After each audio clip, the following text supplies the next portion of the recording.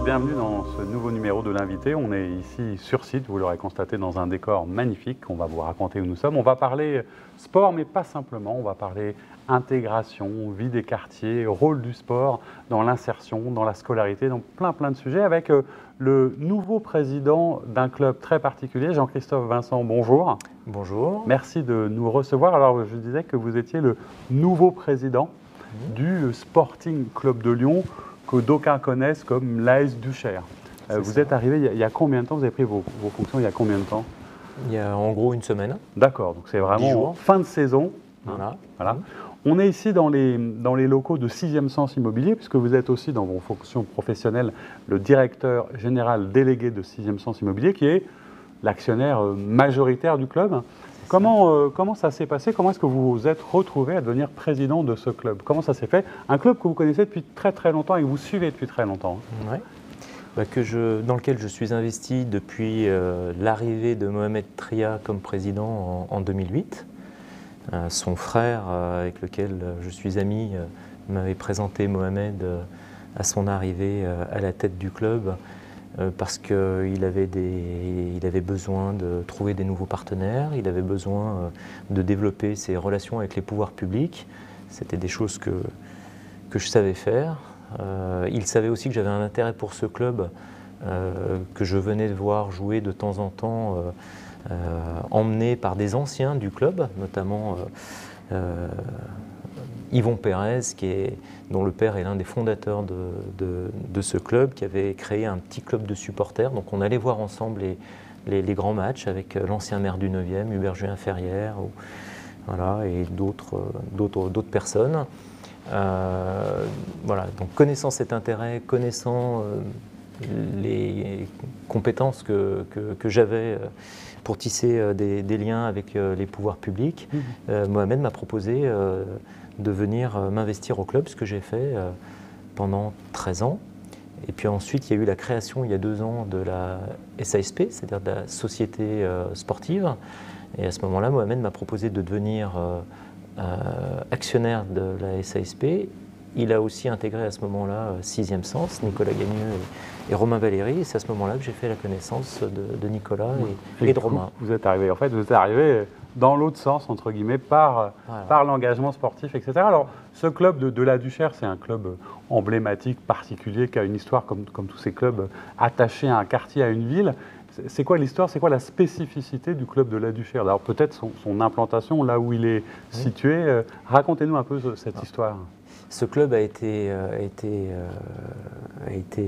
au départ à l'initiative des rapatriés d'Algérie, les rapatriés espagnols d'Algérie. C'est eux qui ont fondé le club. C'était d'ailleurs le club des rapatriés entre 62 et 64. Et il a pris son nom d'AS Duchère à partir de 1964, en reprenant d'ailleurs les couleurs du drapeau espagnol jaune et rouge. Parce que c'était autour de la table.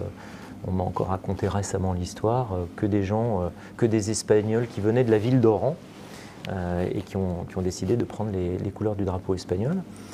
Donc son histoire, c'est une histoire complètement liée à ce quartier, effectivement, où d'abord il y a eu les rapatriés d'Algérie, puis ensuite les différentes vagues de migration, et ça c'est devenu un club complètement hétérogène avec toutes les populations de ce quartier, à la fois les gens qui venaient du Maghreb, aussi des rapatriés, des Espagnols, des rapatriés juifs aussi. Donc tout ça a fait ce melting pot, ce qui fait qu'on a appelé ce quartier la petite Jérusalem, parce qu'on retrouvait un peu tout le monde. Oui, alors d'ailleurs, pour ceux qui ne connaissent pas le quartier de la Duchère, qui ne sont pas lyonnais, c'est quand même un quartier un peu à la fois emblématique et particulier en politique de la ville, très interlope et cosmopolite. Je suppose que ça a un impact sur la manière dont on organise la vie, on pense la vie d'un club, au-delà du caractère sportif des choses. Oui, ça a été toute l'action menée par Mohamed Tria lorsqu'il a pris la présidence du club, quand il a pris cette présidence, c'était un club qui était pratiquement axé uniquement sur son équipe première, en recherchant de la performance sportive. Mohamed est arrivé avec une ambition différente, qui était d'utiliser le foot pour faire de l'excellence sociale, donc pour s'impliquer sur le territoire socialement, Et du coup, le club, sous sa présidence, est devenu l'un des principaux, pour ne pas dire le principal acteur social de ce quartier qui, comme vous le dites, est particulier au sein de Lyon, qui a bénéficié d'un renouvellement urbain extrêmement important ces 20 dernières années, qui selon nous a manqué d'accompagnement autre que l'accompagnement justement du renouvellement urbain, l'accompagnement social. Et du coup, le club s'est retrouvé en position d'être l'un des principaux interlocuteurs des populations sur place. On va revenir sur les actions sociales parce qu'elles sont nombreuses et importantes. On va juste faire un mini point sportif, puisqu'on va dire que là, la saison, elle est en quasiment décidé d'être désagréable. Non, non, mais parce qu'on a dit qu'on parlait de tout. Et voilà, c'est vrai que peut-être même pour les supporters, par rapport aux attentes et aux espoirs, notamment nés du nouveau statut de professionnalisation, cette année n'était pas sportivement la plus réussie. Non, on peut même dire que c'était la plus loupée. Voilà, après, c'est un plantage collectif. On a tous eu, je parle des dirigeants, une ambition qui était d'aller en Ligue 2. On n'a pas été prudent, on l'a dit en plus. Donc c'est voilà, on ne peut pas, en tant que compétiteur, en tant que gens qui aimons le sport, on ne peut pas se satisfaire de ça. C'est une certaine souffrance. Et puis toute cette année a été une souffrance parce qu'on n'a jamais trouvé le bon rythme. Ça a été déception sur déception. Ce qui prouve bien d'ailleurs que ce n'est pas la faute soit d'un coach, soit de tel ou tel joueur, soit de tel ou tel dirigeant. C'est vraiment permet de relativiser, c'est-à-dire que c'est quelque chose de global et collectif. Un plantage collectif. Voilà. Donc maintenant, on tourne la page, on passe à et autre chose. Et on se projette sur la saison d'après en espérant, parce qu'à l'heure où on enregistre, on ne sait pas encore exactement quel est l'avenir du club, on espère que ça va pouvoir rester en National 1. Mais ce qui nous intéressait, nous ici, c'était aussi vraiment de continuer. Vous avez évoqué ce président emblématique qui était Mohamed Tria, qui a fait énormément sur son action dans les quartiers, et peut-être de nous raconter un peu mieux justement cet équilibre entre l'équipe professionnelle et puis tout ce qui se passe autour, le foot comme un vecteur à la fois d'intégration, de scolarisation. Il y a un certain nombre de piliers sur lesquels repose l'esprit de l'AS du chef, du Sporting. Pendant longtemps d'ailleurs, à partir de 2008, l'objectif n'était pas de faire des performances sportives. Le but, c'était d'abord de mettre en place des actions sociales, sociétales, environnementales. C'était l'objectif. Puis petit à petit, Mohamed est arrivé sur l'idée que l'on partage, que cette équipe 1 était plus qu'un vecteur, était une locomotive pour l'excellence du club et pour amener tous les jeunes à cet esprit de rechercher l'excellence. Le vrai travail de fond qui a été fait, à part le travail social, ça a été le travail qui a été fait sur l'école de foot, qui n'existait pratiquement pas auparavant, où tous les niveaux du club ont été recomposés par Mohamed Tria et puis par les gens qui l'ont accompagné, en particulier Mohamed Metoui, Jonathan Lessig et au départ Sébastien Dulac, qui était l'ancien manager général, qui a fait un énorme travail au tout début pour vraiment recomposer tous les niveaux et arriver aujourd'hui à des équipes qui sont au plus haut niveau régional avec des U17 nationaux qui font la fierté du club parce qu'ils sont vraiment issus de toute cette école de foot. Voilà. Et ça, c'est une vraie réussite de l'école de foot. Réussite sportive et puis aussi, j'allais dire, et vous l'évoquiez tout à l'heure, un des principaux acteurs de la vie sociale de ces quartiers. Vous avez un certain nombre de piliers, on va les revisiter ensemble. Je crois qu'il y a l'insertion, la scolarité, la citoyenneté et la santé qui sont vraiment les 4 piliers de ce que vous pouvez développer un petit peu et nous raconter ce que vous faites. Quand tout le monde sait que ce club fait beaucoup de choses, après quand on demande aux gens mais qu'est-ce qu'il fait, les gens ont du mal à le dire. Et pourtant, ce club, beaucoup de clubs font beaucoup de choses et c'est très bien. Par contre, des clubs qui, comme celui-ci, ont des actions construites depuis plus de 13 ans, donc qui se font dans la continuité, avec des partenaires importants qui sont fidèles dans leur accompagnement, je ne suis pas sûr qu'il y en ait énormément en France.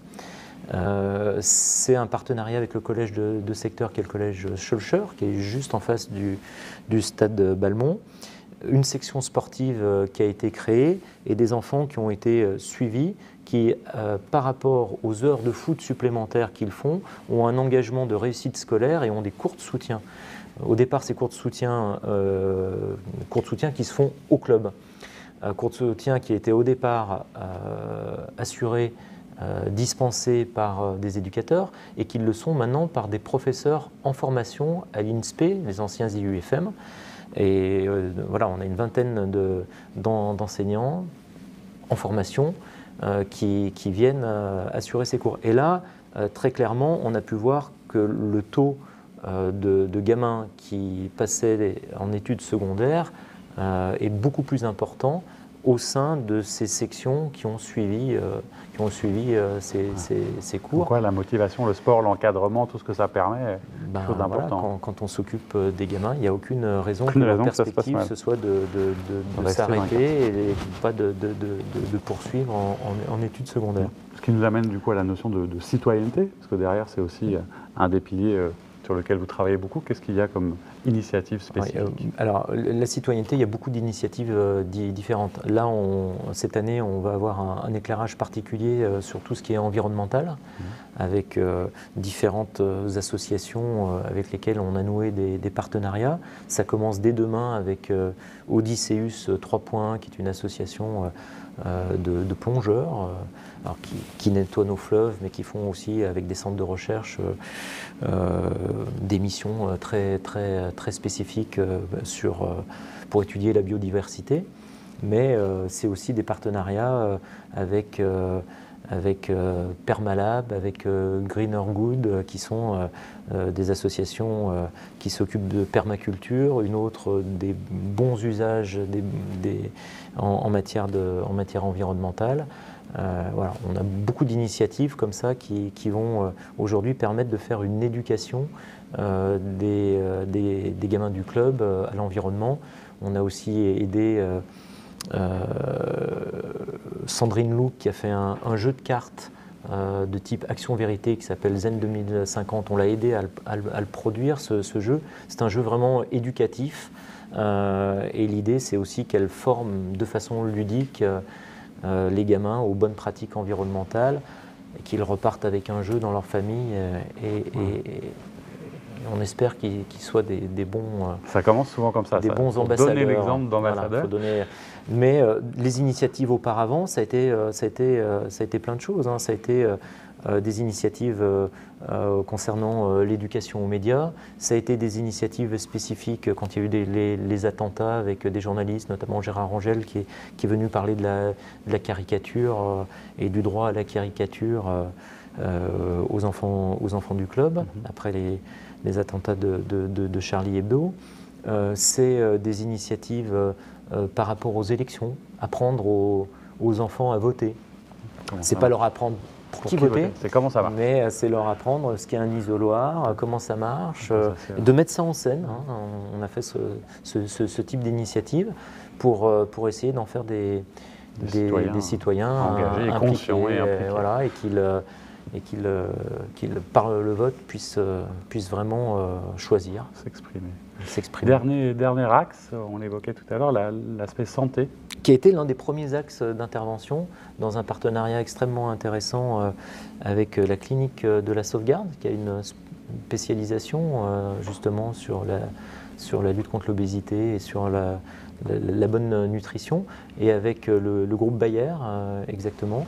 Donc là, c'est un travail sur le long terme pour apprendre aux gamins à bien se nourrir, à leur montrer comment se nourrissent des sportifs de haut niveau, quel petit déjeuner on prend pour être un sportif performant. Voilà. Donc ça, c'est vraiment sur le long cours, un partenariat extrêmement intéressant, parce que vous savez que les questions de malnutrition sont extrêmement importantes dans les quartiers populaires. Les personnes les plus impactées par bien évidemment. Alors on voit beaucoup d'actions, beaucoup de projets, un vrai bilan, et puis on va se tourner un petit peu vers l'avenir, puisque l'avenir, vous arrivez avec je suppose un projet. Bien sûr. On ne sait pas combien de temps dure un mandat de président. Dans le foot, c'est souvent assez variable, mais on espère un certain temps quand même. Qu'est-ce que vous avez comme ambition et comme premier projet pour ce club dès la prochaine saison? Je sais que vous avez même des manifestations de fin de saison, il y a des opérations portes ouvertes. Vous faites beaucoup de choses aussi pour les jeunes filles, pour attirer un petit peu les jeunes filles vers le sport. Je crois qu'il y a quelque chose bientôt. Très prochainement, on a une journée porte ouverte, puisqu'on a une section féminine qui est importante, qui sera encore plus importante, parce qu'on est en train de nouer un partenariat extrêmement intéressant. Et on aura demain une section féminine, on aura la section féminine, la deuxième section féminine la plus importante de notre territoire. La section féminine, elle date de 2010 et là aussi, le travail de l'équipe, ça a été de vraiment construire une véritable section, pas simplement une équipe, c'est parti d'une équipe, mais maintenant on a tous les niveaux qui peuvent progresser. Ça a été un travail important, un travail d'ailleurs qui était une priorité chez Mohamed Treya et dans son équipe de réussir à développer le foot féminin. Ce qui permet aussi de faciliter le dialogue dans les quartiers souvent entre les garçons et les filles. À travers la pratique du football, le collège Schulcher nous le dit d'ailleurs, ça a facilité les rapports entre les jeunes filles et les jeunes garçons à travers la pratique du football. Dans les projets alors, qu'est-ce qu'il va y avoir comme priorité pour vous? Comment vous voyez le club à quelques années? Qu'est-ce que vous avez envie de construire et par quoi vous allez commencer? Si on part du constat assez désagréable que vous m'avez fait remarquer en début d'interview sur notre plantage sportif, aujourd'hui ça nous amène bien plus sérieusement à nous dire qu'il faut absolument qu'on revienne à l'origine de ce club. Aux fondamentaux. Qu'on revienne aux fondamentaux. Voilà. On prend acte de notre échec,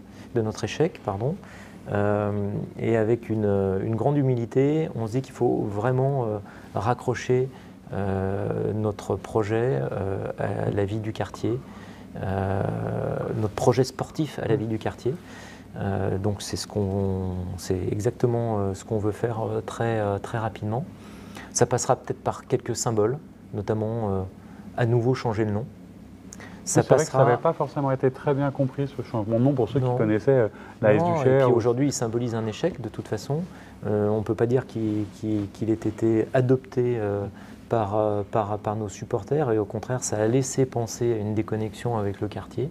Donc aujourd'hui, il faut peut-être... Il faut même sûrement... tout en gardant l'esprit de la professionnalisation, etc., qui est lancé. Aujourd'hui, la valeur, quelle que soit la valeur des présidents qui se sont succédés avec des projets différents depuis 1964, ce club, c'est avant tout le club d'un territoire, qui est le territoire de la Duchère et de ses habitants.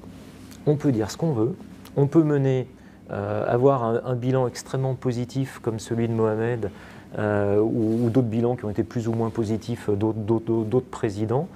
Quoi qu'il en soit, les présidents passent, moi comme les autres, le club reste dans son territoire et c'est un club de territoire. Voilà. Retour aux fondamentaux, repartir des bases, continuer le travail accompli. Et sur la partie sociale, l'idée c'est de faire encore plus.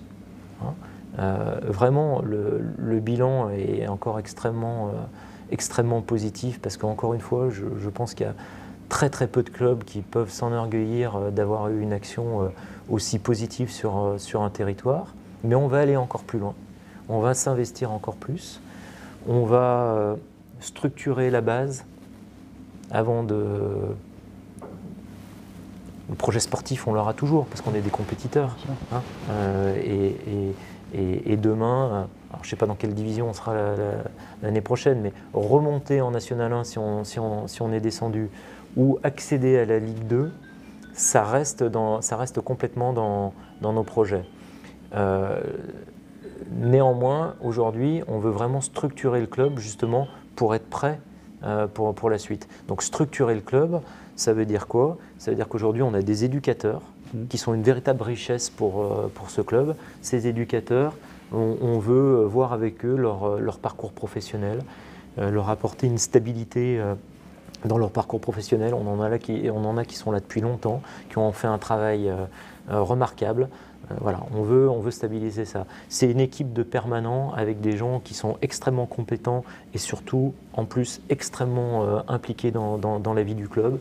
Et ben, c'est aussi avec eux travailler sur leur rôle, sur leur périmètre d'intervention et passer d'un fonctionnement associatif à plus un fonctionnement d'entreprise. Oui, voilà. J'allais faire le parallèle. Pour se préparer pour la suite. Oui, et puis pour durer, mais j'allais faire ce parallèle un peu avec la vie de l'entreprise. Et c'est aussi quelque chose qui est plutôt rassurant, c'est que parfois, quand il y a une croissance un peu trop forte, ça ne fonctionne pas. C'est-à-dire qu'il faut des étapes, les respecter, construire, s'installer, etc. C'est ce vers quoi vous allez vous diriger. Écoutez, en tout cas, Jean-Christophe Vincent, Monsieur le Président, merci beaucoup de nous avoir reçus ici et on vous souhaite énergie, courage et évidemment une juste ambition pour le Sporting ou l'AS Duchère. Quant à vous, je vous dis à très bientôt pour une nouvelle émission.